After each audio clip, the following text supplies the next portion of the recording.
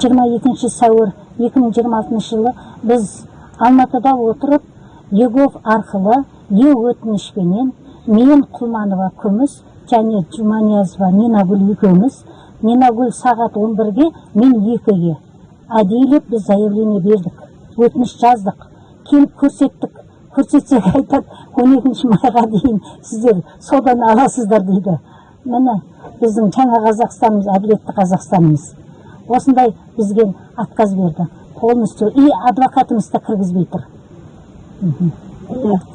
Сол бір апта бұрын бергенбіз, өтінішті осы Мұрат Жыланбаевқа келіп хабарын білу үшін.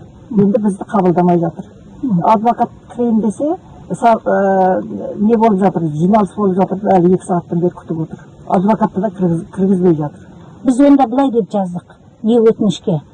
Медеев Қуаныш Ерғалиұлына біздің допуска адвокаты Марат Жыланбаева деп бердік.